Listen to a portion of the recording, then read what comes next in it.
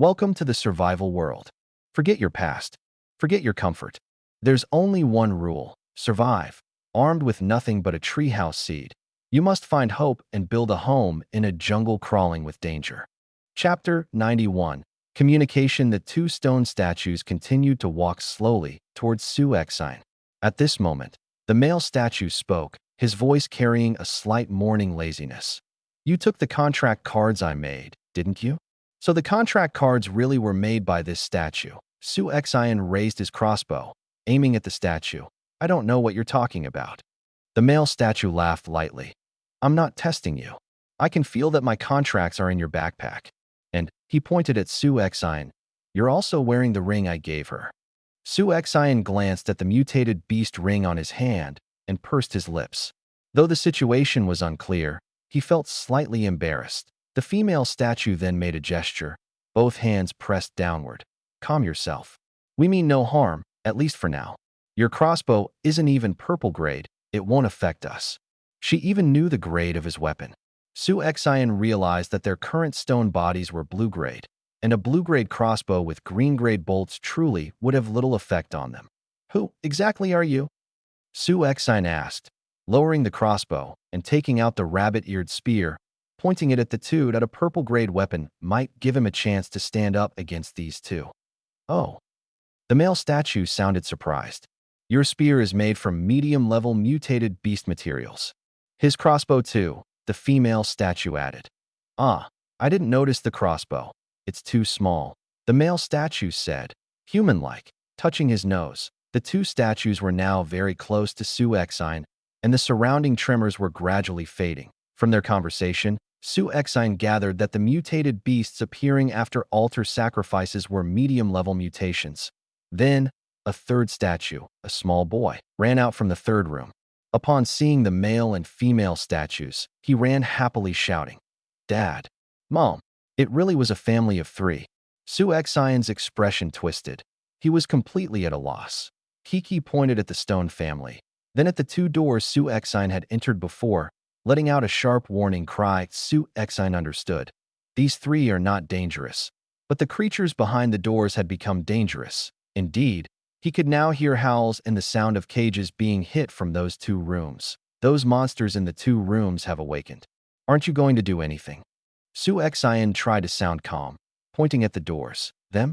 The male statue's voice was nonchalant. He stopped in front of the doors and stomped his stone foot heavily. Bang! An invisible shockwave spread from the male statue's foot. The ground beneath Su-Exine shook violently, nearly making him stumble at the same time. The sounds from the two rooms disappeared, and silence returned. How was that? Not bad, right? The male statue said, spreading his hands. Dad is amazing. The boy statue clapped, producing the sound of stone striking stone. Don't scare him. The female statue scolded gently, patting the male statue's shoulder. Again a stone-on-stone sound. Su-Exine was stunned. A single foot stomp could shake the entire corridor. Everything about this family was eerily surreal. The stone family approached Su-Exine. One more step, and the spear would pierce their stone bodies. Put down your weapon. Can't we just talk? The female statue's voice was soft and soothing, making Su-Exine momentarily consider lowering his weapon. But in an instant, he regained full awareness, gripping the spear tightly, wary of the stone family. Her words affect my mind, he thought. Kiki bared its teeth at the female statue, sensing the threat. Ah, this little beast is fierce, perfect as a test subject. The male statue teased, making a mocking gesture at Kiki. Kiki dashed behind Su-Exine, peeking out and still showing its teeth.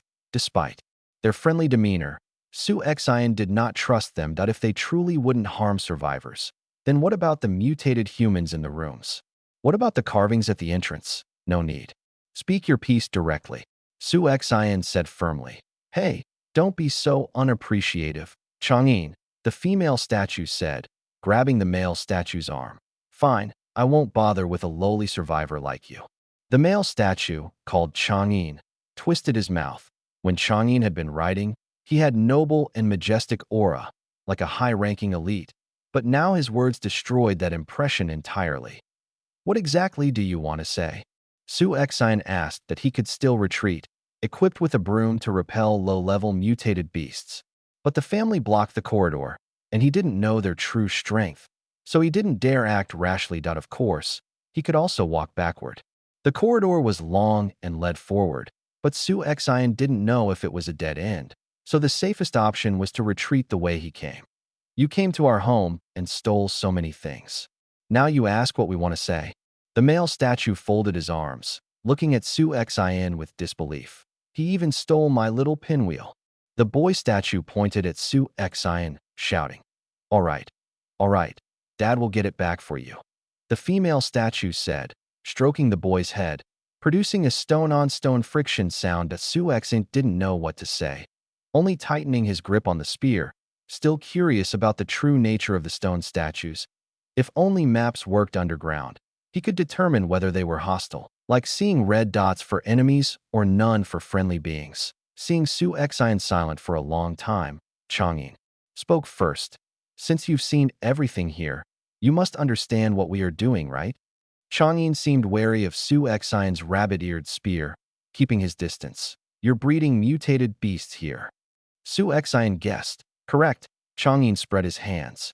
His stone eyes glowed faint red. We take the flesh and blood of enemies to create potions, enhancing our strength. How's that? Strong, isn't it? Enemies? Su Xian narrowed his eyes. The statues called those mutated beasts enemies. If you are willing to cooperate with us, you are most welcome. Chang'an smiled. The last person who worked with us died unexpectedly. We need a survivor partner. Oh, and you're carrying their backpack. The last person died? Su Xian realized the two mutated beast contract cards in his backpack. The previous owner of the backpack was apparently the stone statue's collaborator. Chapter 92. The story of this world. So, how did he die? Su Xian didn't ask this question. How exactly do you want to cooperate? Since they wanted a survivor to cooperate, Su Xian assumed there must be things he could do that the stone statues could not. We can discuss the details of cooperation while sitting down, in our room. The female statue suggested. Su Xian wasn't foolish enough to follow them blindly. He raised the spear, pointing at the two statues, and said coldly, just say it here. You don't have a choice. Chang'an, the male statue, stomped his foot, and the ground immediately began to tremble. With a rumbling sound, two stone walls, at least 10 centimeters thick, rose from the floor in front of and behind Su Xian, slamming into the stone ceiling with a loud clang, trapping him in the narrow space. Even Su Xian's spear was wedged at an angle between the two walls. This statue actually has such an ability. Su Xian drew his iron sword and hacked at the stone wall. Stone chips flew, leaving deep grooves, but the walls were thick, and the marks were meaningless. Worse, the walls closed in, as if trying to crush him. I advise you not to speak to her like that, or you'll have to wait another 12 years. And yes, I'll kill you directly. Chang'an's voice turned icy, coming from the other side of the walls. Wow, a wife-protecting maniac. But 12 years? What did he mean? Su Xian thought maybe if someone killed him, he would wait 12 years. Su Xian's tension slightly eased. For now, these two stone statues would not attack him. He also heard the female statue's voice urging calm from outside the walls. The stone walls slowly descended and sank back into the floor, leaving the ground smooth, as if nothing had risen before. Chang'an regained his lazy smile. See, I'm strong. I had no reason to lie. If I wanted to kill you, I would have done it already. Su Xian exhaled deeply and smiled, extending his hand. You said you wanted to discuss cooperation. Lead the way. Better to go along with them for now. He didn't yet have the power to fight these two stone statues. The stone statues first returned the pinwheel to the boy statue, letting him play in his room. Then they led Su Xian to the first room, the one where Chang'an had been writing. The wooden table and chairs were mostly decayed. Chang'an swept them aside, stomped his foot, and a stone square table with 3 stone stools rose from the floor. Let's sit like this. After 12 years, this place has decayed anyway. Chang'an sat first, and the stone-on-stone sound of his body on the stool echoed. The female statue, more gentle, sat next to him. Su Xian's stone stool faced them. He glanced at it and sat down. Let me introduce ourselves. I'm Chang'an, and this is my wife, Xuelan, he said, Their Eastern appearance and name surprised Su Exine. They were Chinese style, even in name. I'm Su Exine. How do you want to cooperate with me? Given their strength, Su Exine couldn't imagine how he could help them. First, we want you to help us get out of this dungeon. We've been here long enough. We want to see the sunlight again, Chang'an said, looking wistfully upward. You want to go to the surface? Su Exine was puzzled. Weren't they living in this dungeon for experiments? Exactly. This year marks the 49th year we've been trapped underground. Trapped? Underground? Chang'an then told Su Exine a story. 49 years ago, there was a prosperous world, technologically comparable to Earth. But a catastrophe changed everything. A red light, like sunlight, shone over half the planet. It lasted only 5 minutes, but caused extreme mutations in half the world's creatures.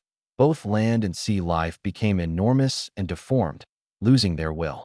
They attacked purely out of instinct, killing each other. The other half of the world, unexposed to the red light, retained half the human population, who resisted with their technology. The first attacks came from mutated sea creatures, enormous sea turtles, giant octopuses, massive shellfish, and huge killer whales swarmed onto the coast, slaughtering everything in sight. Even human warships were nearly powerless. Despite advanced weapons, the sheer number of sea monsters overwhelmed humans, who finally pushed most back into the sea, protecting their land territories. Next came mutated birds and insects, flying across the hemisphere to attack human cities. While individually weaker, their numbers were overwhelming, and humans had to hide in underground bunkers. When humans emerged, everything on the surface was leveled. Before rebuilding, mutated terrestrial beasts arrived, and the biggest threat came from mutated humans. These giant mutated humans were invulnerable to weapons, had some intelligence, and targeted densely populated areas, even destroying weapon bases and bunkers. Humans deployed their strongest weapons, but the mutated beasts were too numerous, leaving humanity completely defeated. Chang'an and Xuelan's family were among the few survivors, forced to live underground. They didn't explain how they became their current forms, only that they wanted to return to the surface. As a sign of good faith, I've told you the truth. We were once human like you, so there's no need to treat us as enemies. Chang'an concluded. Su Exine remained silent, holding a cautious reserve. From Chang'an's story, the giant mutated monsters were created by the surface red light. They occupied land and sea, but Su Exine had mostly seen normal beasts on the surface and mutated monsters underground. On the surface, Su Exine had only encountered 3 large creatures: the lake giant python, river giant crocodile, and blood-stained giant demon. They did not attack him and showed awareness. Only the giant demon had blood-stained patterns like mutated beasts. The others didn't. Su Exine noticed that underground monsters had lost reason, constantly fighting each other. Furthermore, this world was remarkably similar to their Earth, making Su Exine suspect a connection between the two worlds. For now, aside from giant underground monsters, surface life corresponded to Earth species, only slightly larger, and even the stone statues spoke the same language. Chapter 93. Cooperation terms. As long as you can bring us back to the surface, everything you've taken from here is yours, Chang'an said. Su Exine paused for a moment and asked, bringing you back to the surface? That can't be simple, right? Correct. Chang'an tapped the stone table with his finger. Returning the way you came is impossible. The route you used has been blocked. If you want to reach the surface, you must go deeper into the corridor. Oh, Su Exine frowned. Wasn't it you who blocked it? Of course not, Xuelan replied. You're the 3rd survivor to cooperate with us. For the previous 2, that path has always been locked. Third, you said the previous partner is the owner of this backpack? Su Exine pointed to the bag on his back. Exactly. He was the survivor who came here 12 years ago. 12 years, so that's the 12 years reference again. No wonder the fruits in that backpack hadn't rotted. They were blue-grade items. Chang'an seemed to notice Su Exine's confusion and explained further. Every 12 years, a batch of survivors from other worlds arrive here. By my count, you are the 5th batch. The 5th batch? What happened to the first 4? Su Exine asked. I don't know. Chang'an shook his head. I've only interacted with survivors who actually arrived here. You treated the arriving survivors as test subjects. They all became mutated humans, right? Su Exine squinted. Chang'in paused and shook his head. Not exactly. The dozen mutated humans you saw, they were all from the first batch, Shualon added. Her voice was calm and convincing, but Su Exine didn't like being led by the nose. He frowned and took out an orange from his backpack. Oranges could reduce mental influence from them. Yep. Coco, quiet on Su Exine's shoulder, called out and tugged at his clothes. Su Exine handed her the orange. She jumped onto the stone table and began eating. Chang'in and Shualon ignored what Su Exine ate, and Shualon continued. They came in groups, intending to destroy everything here. At that time, we weren't statues yet. Shualon, no need to explain this. Su Exine, just know we didn't kill innocents unnecessarily. Chang'in interrupted. Then what about the carvings on the stone table outside? Only someone in utter despair would carve that, Su Exine asked. Chang'in was silent. After a moment, Shualon broke the silence, gently holding Chang'in's hand. You mean the words on the stone table outside? Those were not left by those survivors. What do you mean? Su Exine was puzzled. I carved those words. Chang'in suddenly spoke, a flash of red in his stone eyes, vanishing almost immediately. Do you know how we became like this? Su Exine fell silent again. He had not expected this answer. The room became quiet. Chang'in slapped the table, the crisp sound echoing. Enough talk. Now, let's discuss cooperation. What we want is simple. Bring us out of this place to the surface. To be honest, it's difficult. The survivor from 24 years ago was ripped to pieces by traps. The one from 12 years ago failed and chose to stay, but died suddenly on the third night. Not by our doing. So far, no survivor has ever made it out of this corridor alive. The first batch failed due to us. The second we didn't interfere, but they still perished. The third and fourth batches were alone. We chose to cooperate with them, help them, yet they also failed. And now, you are the fifth batch. Su Exine guessed how that previous survivor died, likely from failing to complete the required tasks. Then why choose to cooperate with me? Su Exine asked. Why not try yourselves? Your bodies are far stronger than mine. You survivors sometimes hear a mysterious voice in your head, don't you? Chang'in pointed at Su Exine's head. You know survivors well, Su Exine said. That mysterious voice also speaks to us. Su Exine blinked in surprise and stood. You can hear that voice too? If true, could it be the divine being mentioned at the altar? Chang'in gestured for Su Exine to sit, then spoke. Exactly. That voice told us before the third batch arrived 24 years ago. Follow the survivor, and you will leave this dungeon. We tried going alone, but the upward path was blocked. The corridor deeper inside was sealed by metal doors, which only survivors can push open. We tried everything. We cannot open them, Shualon explained softly. Then I can just push them open, Su Exine said. No. There are at least 3 doors in the corridor. The survivor 12 years ago got stuck at the third door. We could only return here. If nothing has changed, we know the mechanisms for the first 2 doors and can handle them. But pushing the doors is your task. We cannot open them. Su Exine mentally organized all he had learned about the world, survivors, and their connection to the mysterious voice. Once we reach the surface, what will you do? Su Exine asked. That depends on the surface. For now, we want to test what the voice told us. What does it say? If it's true, you'll know once we reach the surface. Su Exine didn't ask further. He didn't fully trust them yet. Some things had to be verified personally. Fine. I agree. I will bring you out, and everything I've taken from here is mine. If you really get us out, I can make you a bunch of contract cards, but only if you truly succeed and don't die halfway.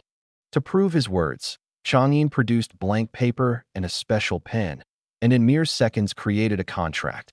The paper gradually filled with strange, glowing green characters. Chang'in handed it to Su Exine. Survivors can see attributes when touching items, right? Su Exine examined it. Indeed, it was a mutated beast contract with ancient-looking characters similar to oracle bones. How is it made? Su Exine was curious. Just a few strokes, and it's done? Top secret. You don't need to return it. If you take us out, it's yours. He left unsaid. If they fail, the items stay in the dungeon. Su Exine decided to check the original path. Chang'in said it was blocked, but Su Exine still wanted to see for himself. Chang'in and Shualon did not follow, trusting Su Exine would return. Stepping out, Su Exine noticed the middle-aged maid statue near the door. She hadn't appeared until now, startling him. "Hello," Su Exine greeted politely. "Hello." The maid statue bowed like a servant. According to Changyin, the maid statue was once human. That Su Exine nodded and left. He returned to the corridor entrance, where the stone table with carved words of resentment remained. He closely examined the carvings. The characters were crooked and hard to read, but bore striking resemblance to the new mutated beast contract. With some shared stroke habits, S.O. Changyin had not lied. He had carved the words himself. Though curious about how Changyin and his family became statues, Su Exine didn't pry. Judging by their attitude, they would not tell him anyway. He walked to the door previously closed to keep bats out, gently opened it, and a bat he had trapped fell to the ground with a thump. The candlesticks on the stairway walls still burned, illuminating the steps. "Yep."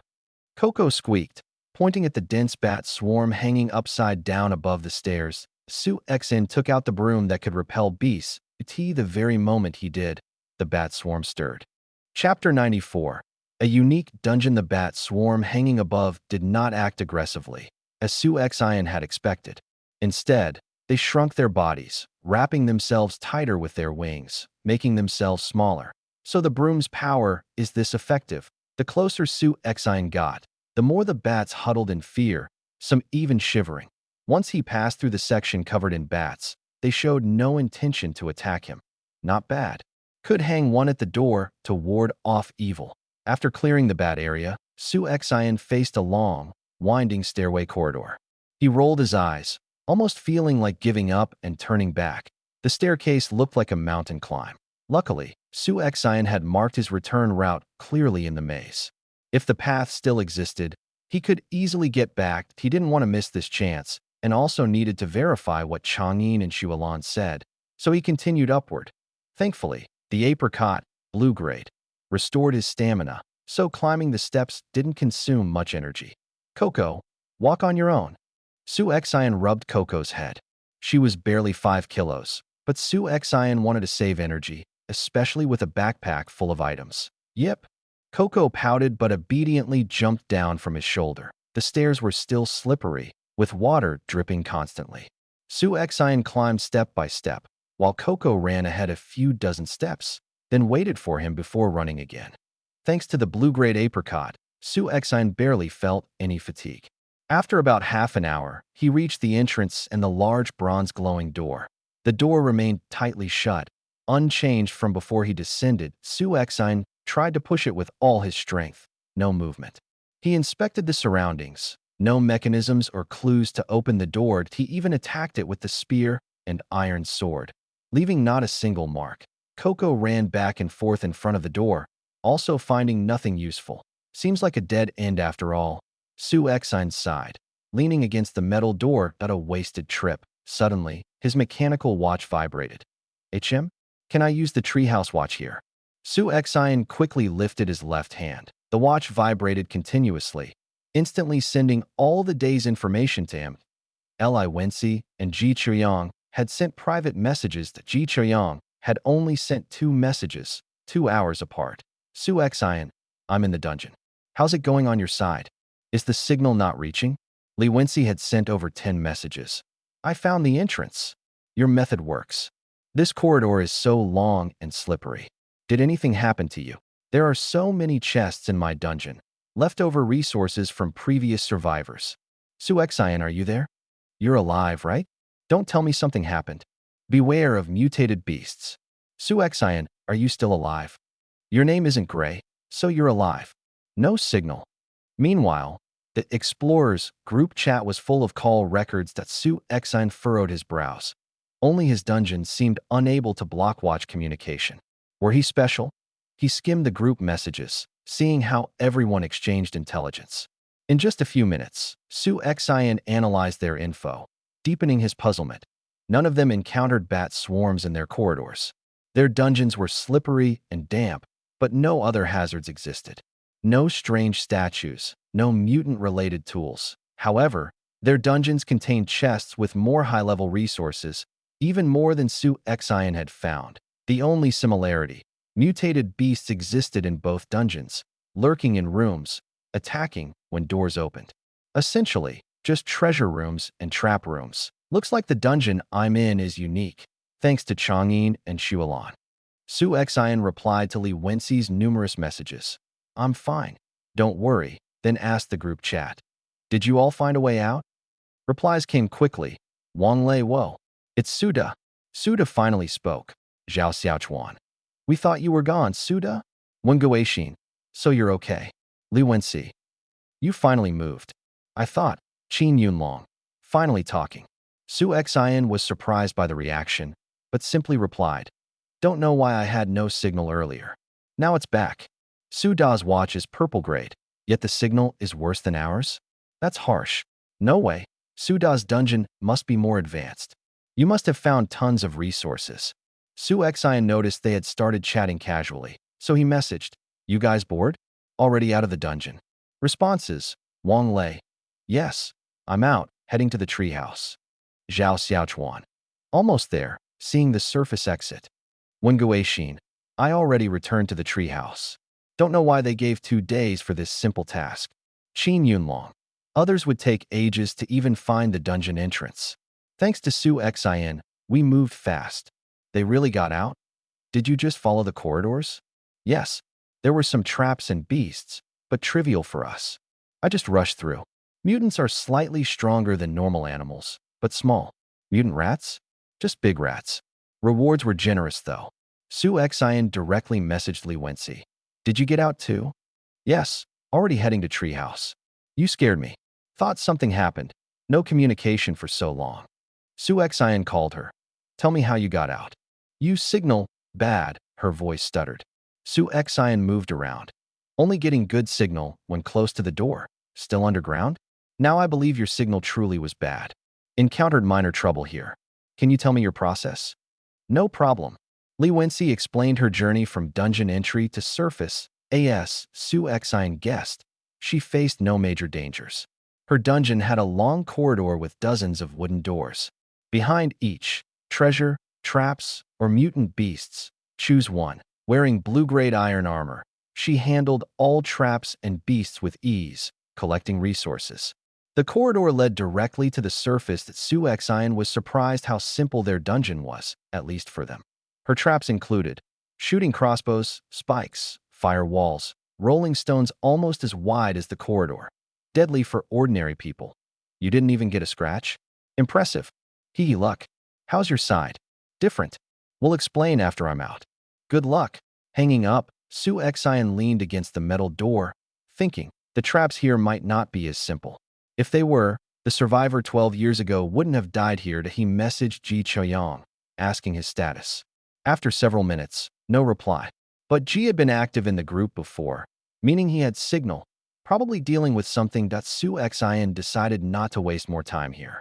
He pushed the door again, failing, then descended the stairs. Passing the bat swarm, Su Xian picked the largest bat, destroyed the mutated beast contract, and signed a contract easily with the now shivering red-marked bat. The bat no longer feared the broom, landing on Su Xian's shoulder. Yip. Coco, sensing her territory invaded, climbed Su Xian's other shoulder, baring teeth and swiping at the bat. Finally, Su Xian used his ringed hand to capture the bat, ending the commotion. This bat could fly and explore unreachable areas. Later, Su Xian could contract several ground beasts for scouting. Chang'an could make more contracts once outside. If he failed to get out, keeping them was pointless. Might as well use them now.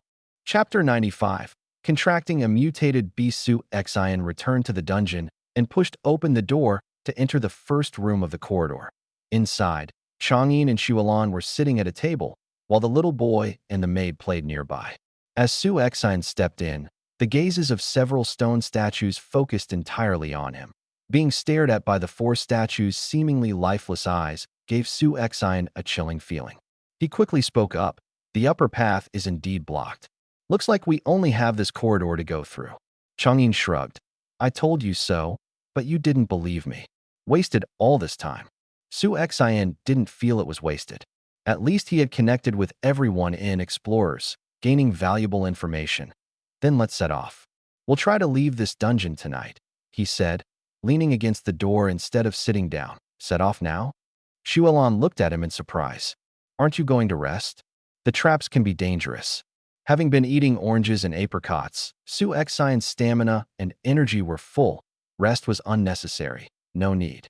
Before we go, I'll contract a few mutated beasts. Su Xian and the four statues approached the mutated beast containment room. Chang'an pushed the door open. Inside the massive underground chamber, a group of mutated beasts that had already broken free immediately focused their gaze on Su Xian and the others. They were fully awake. After several howls, a dozen or so of the front beasts charged toward them. Su Xian was about to draw the broom when Chang'an stomped his foot. The ground trembled violently, and he roared, "Go back!" All the mutated beasts froze in place, then slowly retreated. Within half a minute, they were all back in their broken cages, lying down obediently. This strong? All right, pick whichever you like. Want me to give suggestions? Chang'an said casually to Su Xian, acting as if this was nothing. Any fast ones with strong attack? Su Xian asked, "Follow me." Shualan, the boy, and the maid did not enter. Chang'an led Su Xian through the gaps between cages, seeing the broken cages and beasts that could jump out at any moment. Su Xian felt nervous. At this proximity, dodging their speed would be tough. But whenever Chang'an approached, the beasts either cowered or hid in the farthest corner, trembling like guilty dogs. Are they afraid of you because they already have a contract? Su Xian asked curiously. No, they're just afraid of my strength. I've also done a lot of experiments on them. It's normal they're scared, Chang'an replied. Soon, Chang'an brought Su Xian to a special cage, unlike the others. It wasn't iron. It was a dark reddish metal, showing no rust or damage, blending with the surroundings. Su Xian hadn't noticed it before. Inside was a blood-patterned cheetah.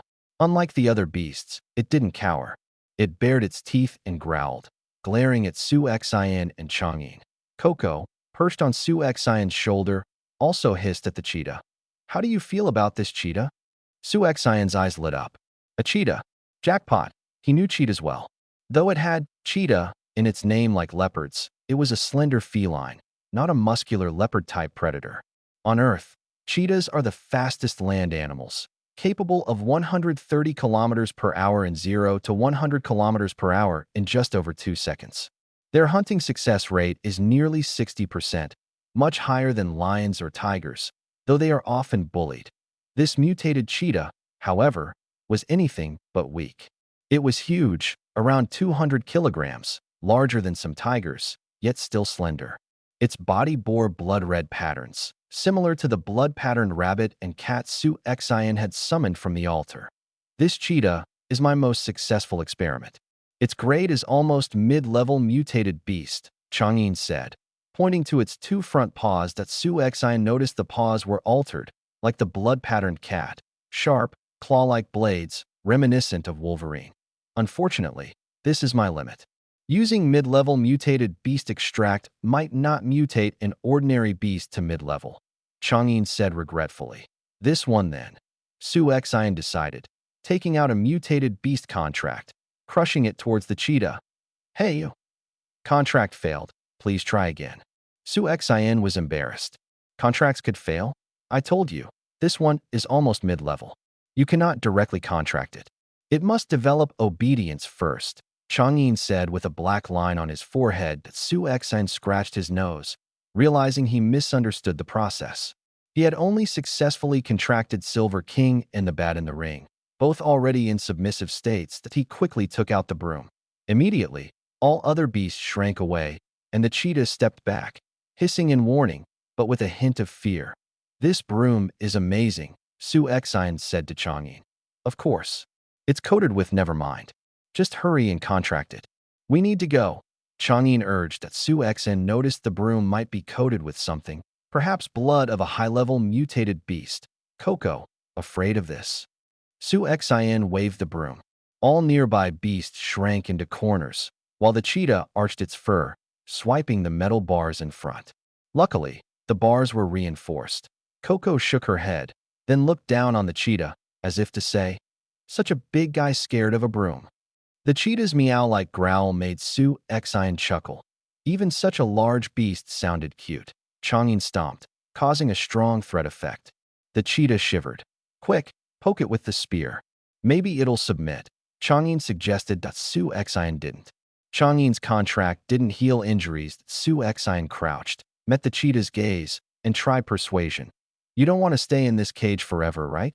Want to run in the open world? We're leaving soon. This is your last chance. After that, the dungeon closes, and you'll die here. The cheetah seemed to understand, relaxing slightly. After contracting, you're my companion. I'll provide shelter and food, a life without hunger. Coco jumped in front, patting her chest to show Su Xian was telling the truth. The cheetah relaxed further. Su Xian tossed a large red berry, tempting it. After sniffing, it ate it. Then Su Xian crushed the contract again. This time, the cheetah struggled briefly, then gave in, enveloped by the contract fragments.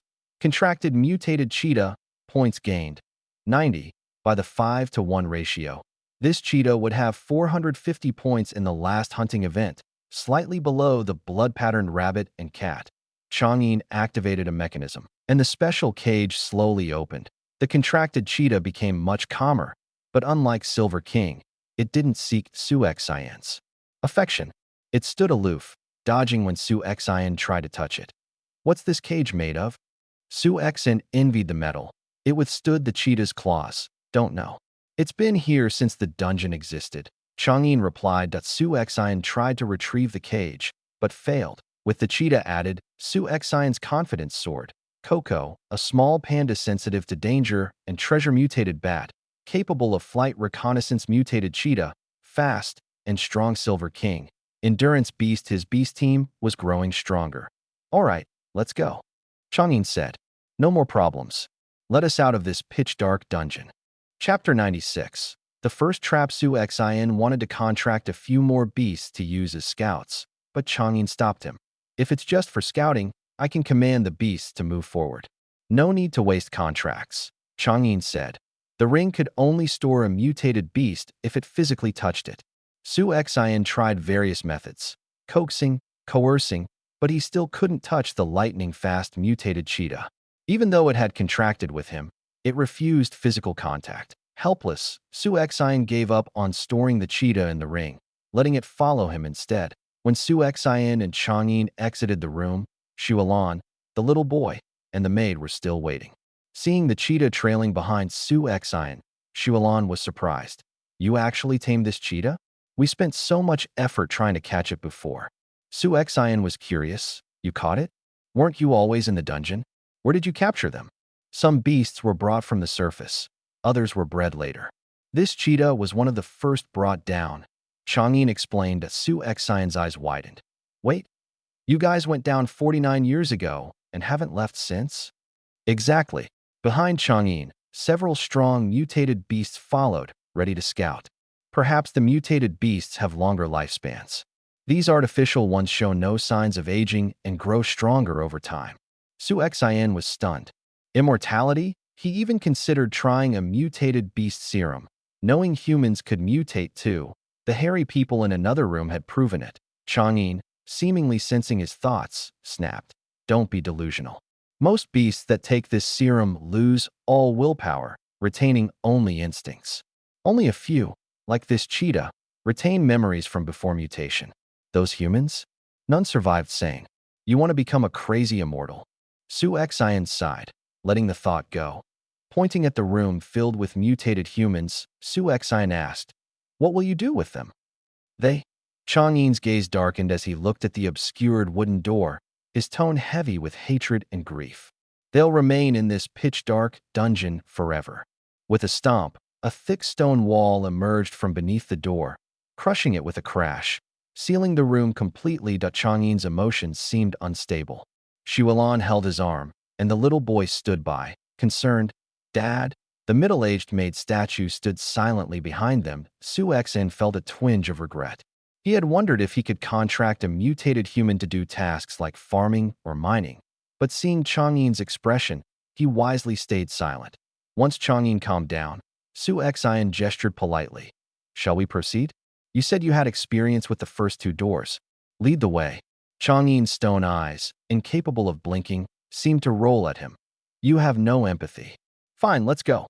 He led them deeper into the corridor. After passing the last metal door, there were no more doors, only a dark stone corridor stretching ahead. Since they knew the previous traps, scouting beasts weren't needed. Chang'e didn't have any way to store them, so they walked further into the corridor. The passage was long, echoing only with the footsteps of the statues. Coco, exhausted from helping Su Xian all day, slept on his shoulder, softly snoring. The mutated cheetah followed silently 2 meters behind, sometimes glancing back. Su Xian would have thought it wasn't following otherwise. Gradually, Su Xian noticed the corridor widening and taller. The corridor's getting wider, he asked, even wider ahead. We're still far from the first door. Chang'e replied without looking back, but Su Xian felt something was off. He had been walking a considerable distance. Activating his mental map, it appeared. His location was moving farther from the entrance and his treehouse, nearing the 3-kilometer boundary of the protection zone. Luckily, the treehouse had a 6-kilometer radius, so there was no immediate danger as they advanced. The corridor gradually became a wide tunnel with a slight upward slope, giving the sense of moving toward the surface. It remained empty and desolate. Minutes later, Su Xian felt the ground trembling, growing stronger, accompanied by the sound of something hitting the walls. "What's happening?" he asked, alert. The statues remained calm. Chang'e said lightly, "Don't worry. The first trap is here." Squinting at the approaching object, Su Xian's eyes widened. A rolling boulder. It was enormous, slightly narrower than the tunnel, bouncing back and forth against the walls as it rolled downhill. Its speed increased due to the slope. A collision was imminent. He had to time the wall impacts perfectly, dodging to the opposite side as the boulder struck. Suddenly, Chang'e slapped the wall. A section of stone recessed, forming a small hole, 2 meters tall, less than 1 meter wide, several meters deep. "Get in," he said, pulling Su Xian inside. The statues followed. Su Xian thought, "Is this cheating? Making a hole in the wall to hide." Seconds later, a boulder thundered past the hole, hitting the entrance before continuing downward. Stone fragments flew, brushing against Chang'e, who seemed unfazed. "Done? Not yet. Wait." The little boy tugged Su Xian's clothes. "Uncle, we played this before. More boulders are coming. Hiding won't work alone. Making a hole in the wall like this is fine." "More boulders?" Su Xian twitched. Dodging one was manageable, but several in succession? That was tough. That he also mentally quipped. "Uncle? You're at least 50 years old, statue boy. Who's uncle to whom?" Suddenly, he noticed something missing. "Wait, the cheetah? It's outside." The cheetah hadn't entered the hole. Su Xian panicked slightly. "Relax. It'll be fine. With its speed, it won't get hit. This is the first trap. It's not deadly," Chang'e said calmly. Looking out, Su Xian saw the cheetah unscathed, even lying down to groom itself, ignoring the cramped hole. Seeing this, Su Xian relaxed, leaning back, biting into an apple. Behind them, the boulder made a loud crash, likely stuck in the narrowing tunnel. Soon after, the ground trembled again. This time, 3 boulders rolled past in quick succession. Though Su Xian had cheated to survive, he figured out a strategy. After dodging the first boulder, moved forward. The tunnel widened, making dodging easier. "Run forward. The space ahead is bigger," he shouted to the cheetah. It instantly sprinted forward, disappearing from view. Very soon, the 3 boulders rolled past, each thundering behind them. "Not done yet," Chang'e warned. The shoulder-riding Coco stirred, rubbed her eyes, saw no danger, and fell back asleep. The ground trembled again. This time, 5 boulders rolled past and became stuck further down. "That should be it," Chang'e said, peeking ahead. "Better wait a bit, just in case," Su Xian said. "Fine, we'll wait," Chang'e shrugged. Chapter 97. The black and white trap. After a few minutes of waiting with no sound of rolling boulders, Su Xian and the 4 statues crawled out of the small hole. Chang'e slapped the wall again, and the recessed hole gradually flattened, returning to its original smooth surface. "I can't stand leaving a hole in the wall. OCD, you know," Chang'e explained, shrugging. Su Xian pointed behind him, where several massive boulders were blocking the passage. "Looks like we can only move forward." "What? You want to go back?" Chang'e glanced at the boulders indifferently. "If you really wanted, I could take you back. 1 rock won't block my path." Su Xian understood. Changyin's ability seemed to control stone. While he might not stop a rolling boulder, splitting a stationary one into pieces was trivial. Are there more traps ahead? Su Xian asked. No, Shualon said, holding the little boy statue's hand. Until the first door last time, this was the only kind of trap. The boulders only appeared 3 times. Continuing forward, they soon caught up to the mutated cheetah, which had been waiting on the ground for them. Su Xian instinctively tried to pat the cheetah, but it easily dodged, quietly following 2 meters behind. Frustrated, he patted Coco's small head on his shoulder instead. Coco twitched slightly, murmured "we" in her sleep, and continued napping. The tunnel grew wider, and soon Su Xian could see a large door ahead that resembled the dungeon entrance, but was even larger, like a castle gate. Changyin tried pushing and striking the metal door, but it remained immovable. Su Xian noticed a hole above the door, similar in size to the rolling boulders, likely the boulder exit point. Now, the contracted bat came in handy. Su Xian twisted the ring with his thumb, and the mutated bat appeared. You contracted a bat too. Changyin looked surprised. Go check the hole above for anything useful, Su Xian said, directing the bat before answering. A flying bat is convenient. True, but a single bat is weak. Only a large group has combat value. Su Xian learned that these bats were failed experimental subjects. The current mutated beast serum was the refined version by Changyin and Shualon. Early versions were weak, and the bats in the stairway corridor were first test subjects. Though mutated by the initial serum, a single bat had very weak abilities, only effective in swarms. Su Xian remembered suffering from these swarms and almost got a headache thinking about it. Bat swarms emit ultrasonic waves that affect humans mentally, Shualon explained. A single bat is mostly harmless, just bigger, longer-lived than normal. Before Su Xian could respond, the bat returned from the hole, holding a red stone the size of a walnut. See? It's useful after all. Su Xian picked up the stone and noticed it glowed blue. It was a blue-grade contaminated radiation stone. Emits special radiation with a 10-meter range. Mutated beasts exposed for long periods grow stronger. Safe for normal humans and animals. Seeing radiation made Su Xian almost throw it away, but reading the full description reassured him that a grin formed on his face.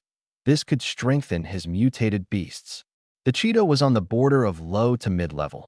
This stone could upgrade it to a mid-level beast. Strengthened bats could also contribute. Useful, huh? Changyin asked. Nothing much, just a stone to make weapons, Su Xian said, storing it in his backpack. Weapons? Meh, my body is the weapon. Fine, push the door. Changyin said that Su Xian touched the massive door and felt a familiar sensation, as if connected to his treehouse roots. Pushing gently, the double door slowly opened inward. He stepped aside cautiously. Behind the door was a spacious corridor, but now the floor was laid with alternating black and white stone tiles, about 1 meter per side, forming a checkerboard pattern. Trap? Su Xian guessed. Exactly, Changyin said, pointing.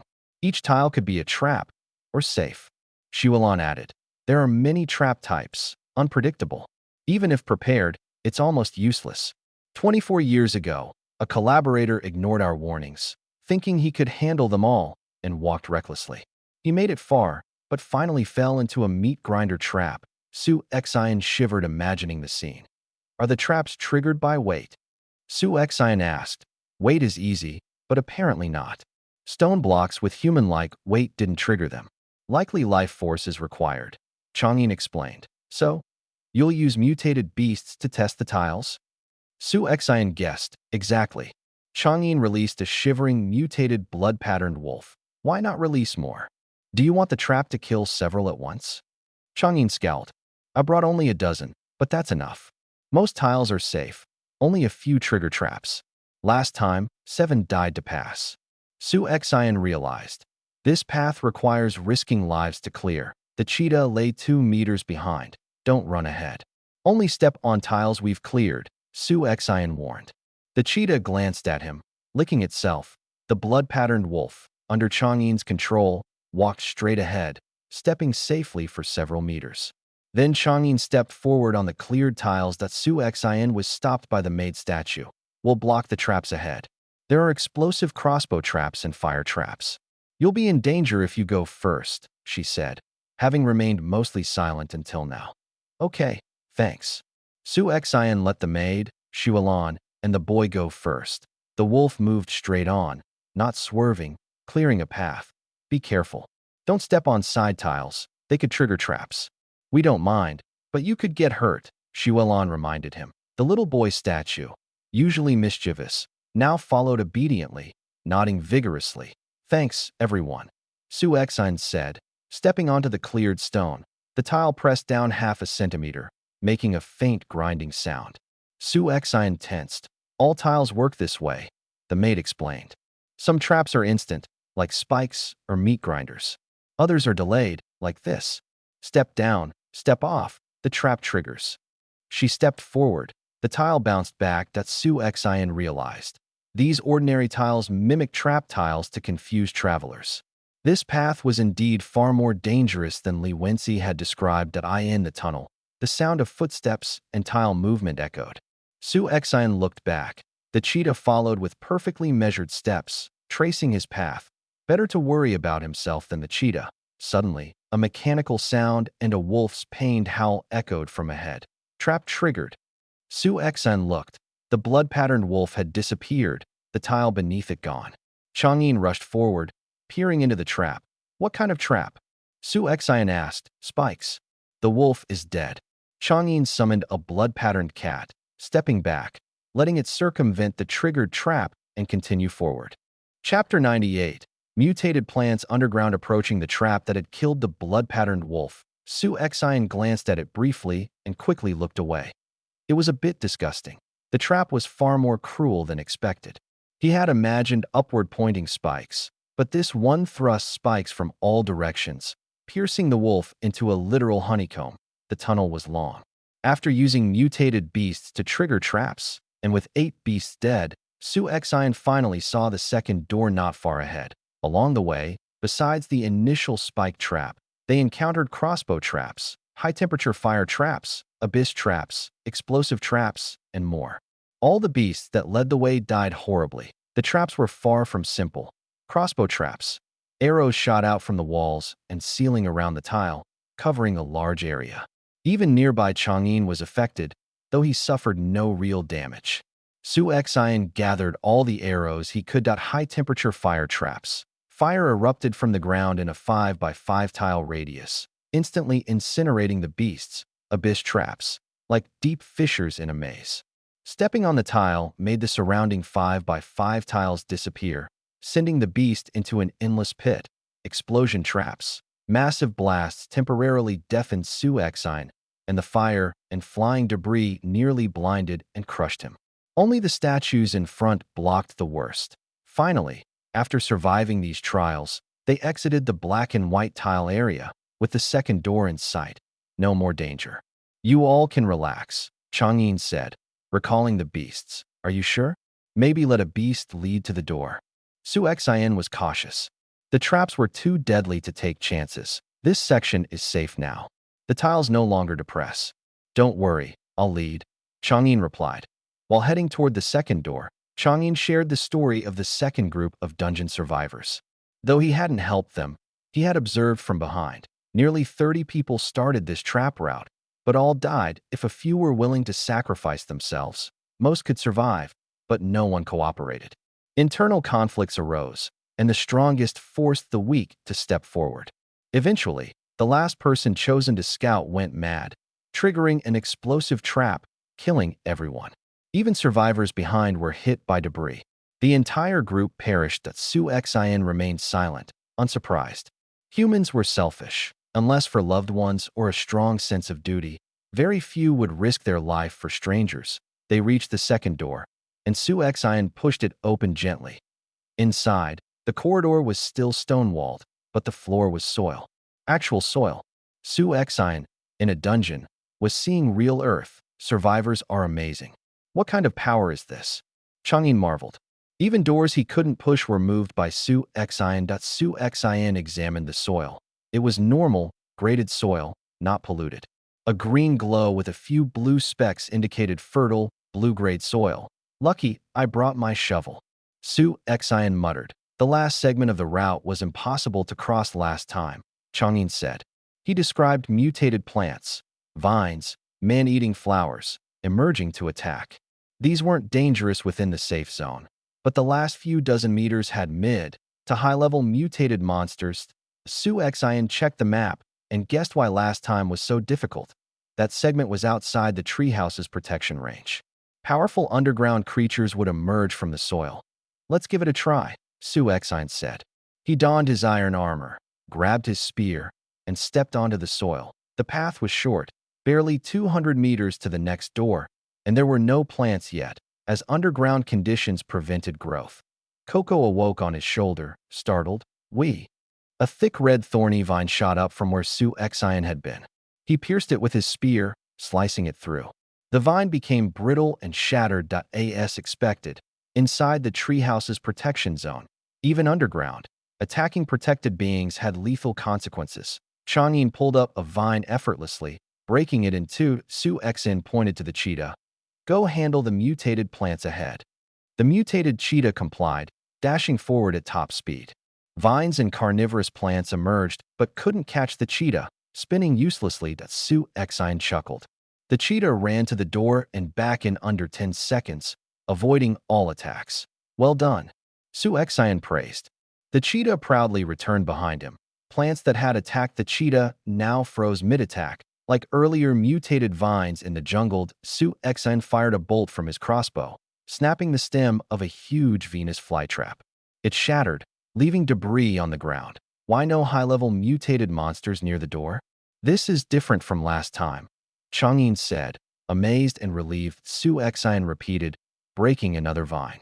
The cheetah ran again, finishing the path quickly. Only a few mutated plants appeared, which the cheetah crushed instantly. "No danger now. Let's go." Su Xian smiled. Confused, Changyin and the others followed. Su Xian cut down the remaining brittle plants, ensuring none revived. Using his identification ability, Su Xian dug up 2 patches of fertile blue soil, storing them. He hadn't expected soil resources underground. A pleasant surprise. Finally, they reached the third door safely, with no incidents. Chapter 99. Finally out of the dungeon, the massive door stood before them. Holy! Changyin couldn't help swearing. "We were here already? Just like that? Push the door, quick. Let's see if we can finally get out." Su Xian sighed and pushed the door. It slowly opened to reveal a stone staircase leading upward, clearly toward the surface.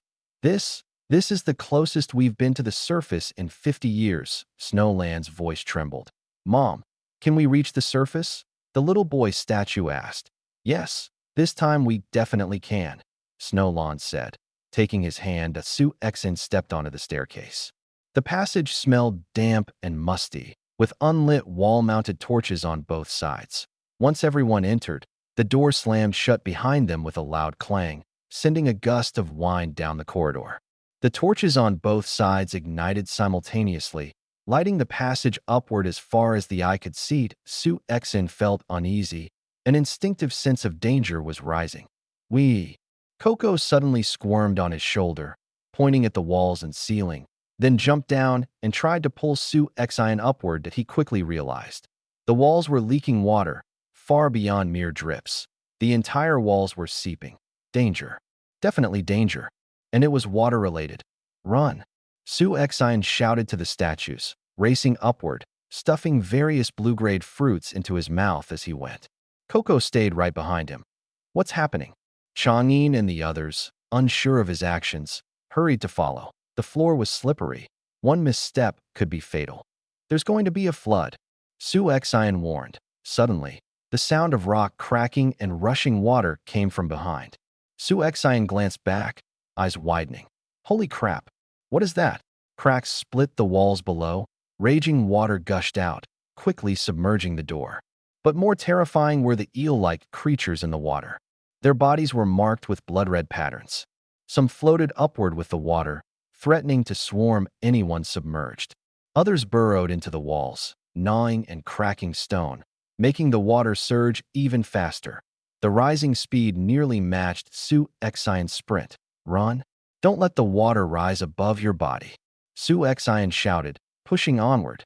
Chang'an swallowed his words about not fearing water. These mutated eels were apparently specialized to attack stone. Hold steady. I'll stomp. Chang'an yelled, striking the ground.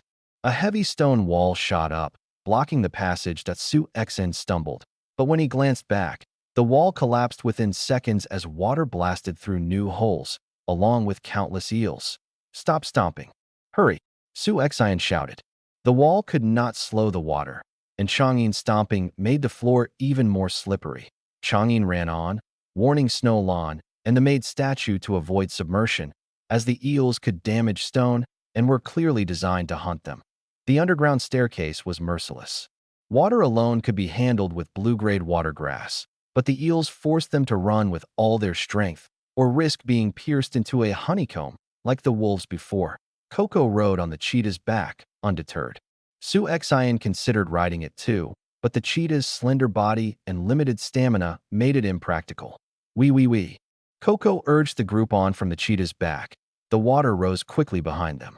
Even with special abilities, Su Xian's breathing became labored, compounded by the stale underground air. Snow Lan and the maid, slightly behind earlier, had now caught up, moving faster than Su Xian.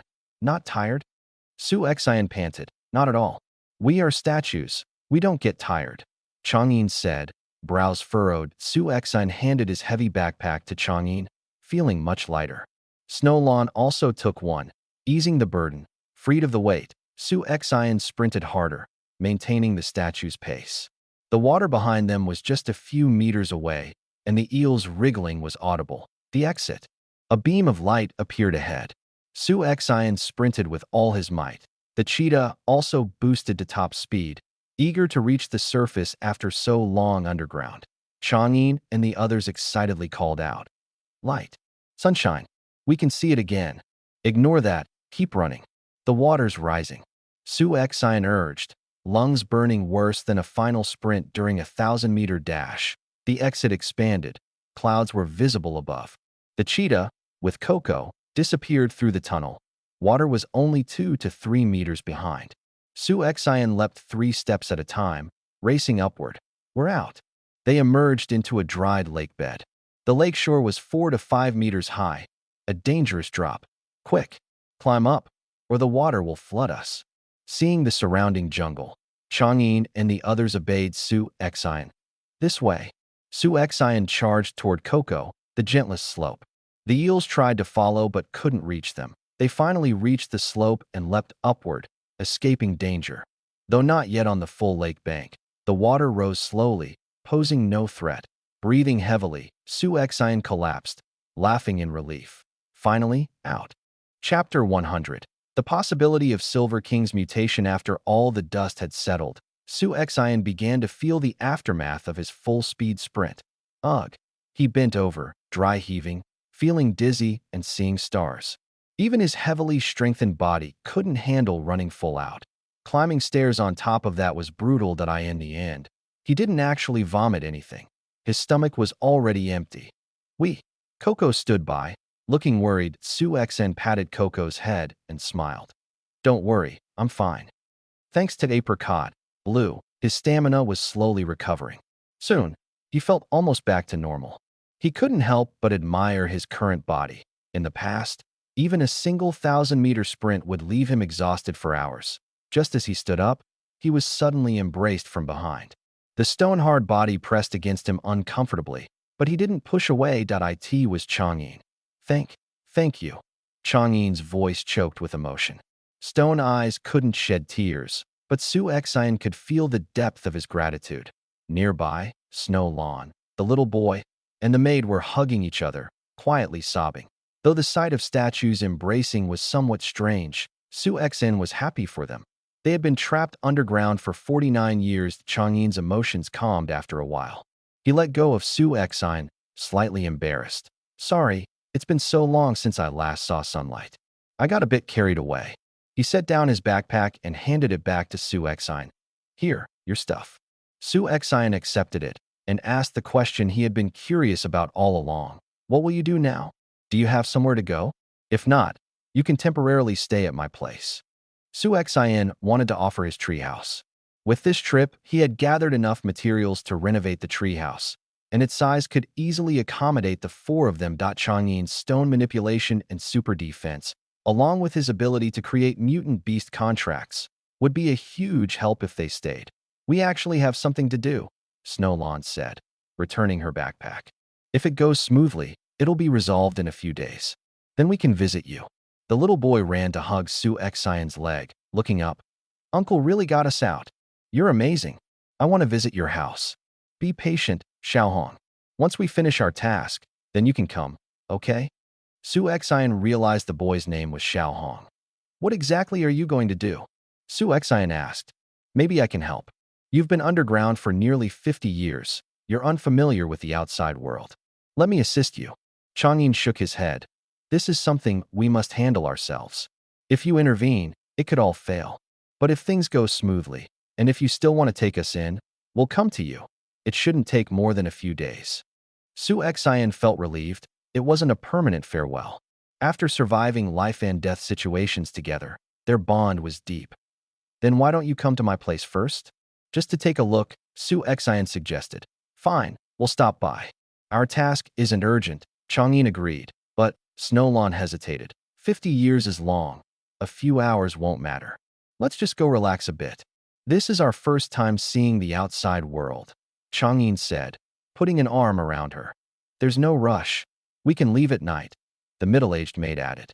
Su Xian wondered why their task required nightfall. All right, then we'll visit your place first, Snowlawn relented. Yay, visiting Uncle's house. Xiaohong spun happily. Su Xian smiled, checking the map. They were in a part of the southwest he had never visited before. Previously, he had been hunting in the northwest hills, but now it was a new area. But first, he had to retrieve the Silver King from the Black Bear Cave. He had left enough food, so it wouldn't wander. Follow me. I'll lead the way. Coco climbed onto Su Xian's shoulder, ready to go. Before leaving, Su Xian looked at the lake filled by the underground flood. Once dry, it was now full, muddy, with blood-patterned eels swimming inside. Su Xian mused that if he had some poison meat, he could potentially eliminate the eels for points, or maybe even experiment with explosives. The cheetah returned, exhausted after running for so long, lying on the ground. Su Xian tried to store it in his ring, but it dodged again. All right, if you don't want to rest, stay close behind, Su Xian said. The cheetah weakly acknowledged him and stood up, following the familiar stream. They could pass the Black Bear Cave and return to the treehouse. Changyin's family marveled at the surface world after decades underground. Su Xian, give Snowlawn the ring. I'll give you something stronger, Changyin said, handing Su Xian a bracelet. What's this? Mutant Beast Bracelet, blue. Can store up to 10 tamed low-level mutant beasts. Only mutant beasts. Don't forget to feed them, or they'll starve inside. Su Xian raised an eyebrow. 10 beasts instead of 5. He immediately transferred the bats from his old ring and handed it to Snowlawn. This ring was my first gift to Snowlawn after becoming a statue. It's important. You can't keep it forever, Changyin explained. He also gave Su Xian a handheld windmill, larger than the one given to Xiaohong. It attracts mutant beasts' attention, like a taunt. Use it as you like. Su Xian packed it in his backpack. Did you make all this? Of course, but I have no more materials. I can't make more now. What materials? I can help find them. Forget it. Even I only got them by chance, Changyin said. Soon, they arrived at the Black Bear Cave entrance. It was quiet. Silver King, are you in there? Su Xian called. A wolf howl echoed. A silver-gray wolf sprinted out, running to Su Xian and rubbing its head against him. Coco jumped from his shoulder onto the wolf's back, happy to see it. Whoa, that's not even a mutant beast, right? It's huge, Changyin exclaimed at Su Xian, tired of walking, mounted the Silver King. You were the pack leader, right? Mighty as ever, Silver King. Awoo, the wolf howled, proud and majestic. Changyin observed it with interest. Nice wolf. You have a mutant potion synthesizer, right? You could use it on him. Maybe not. You said the potion usually overrides the beast's will. Su Xian shook his head. He wanted a obedient mount, not a rogue mutant wolf. Most lose their will, but a few exceptions exist, Changyin said, pointing to the cheetah. You mean? Su Xian's eyes lit up. Exactly. Among all experimental subjects, only 3 are exceptions, and all are exceptionally large for their species, like this gray wolf. Su Xian stroked Silver King's head, contemplating. If he could enhance the wolf with a mutant potion without losing its will, it would be perfect.